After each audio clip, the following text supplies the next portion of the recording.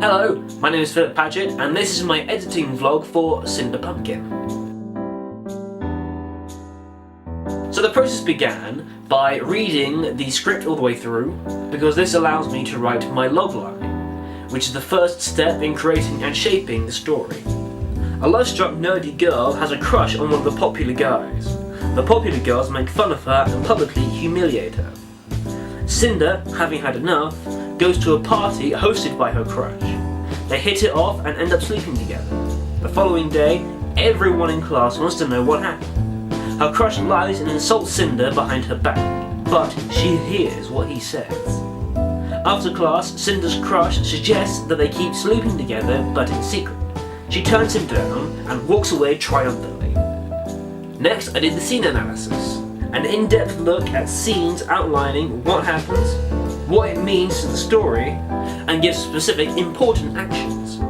The scene analysis is an important part of the editing process because it allows the editor to consider the scene as an individual and how it contributes to the overall film.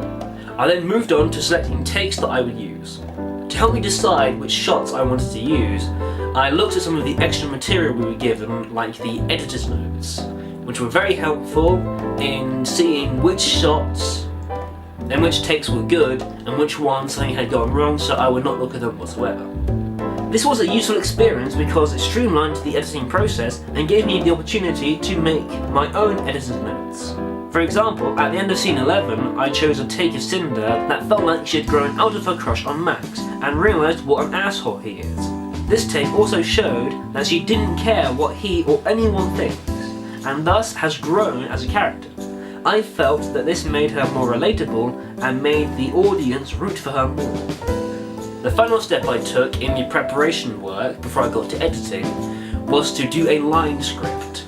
This is a useful tool to an editor because it tells them when to use a shot and when to cut between other shots in relation to actions or dialogue in the script. And once the line script was done, I then moved on to the actual editing process itself. I started by following the line script and creating a full sequence of basic cuts to see how it all comes together as a film. Once I was happy with the sequence, I cleaned up the edits and focused on the details of the shots. To ensure continuity, as well as making sure the 180-degree rule is followed, there was a good rhythm to the cuts and the other rules of editing were followed, including the emotion, the story, the eye trace, and the 3D space. When I was satisfied with my work, I added music where appropriate and ironed out any remaining little complications such as video and audio clips out of sync, and finally exported the finished film. So this was my editor's vlog. I hope you found it informative and it answered any questions you might have had. And now I will say goodbye. Goodbye.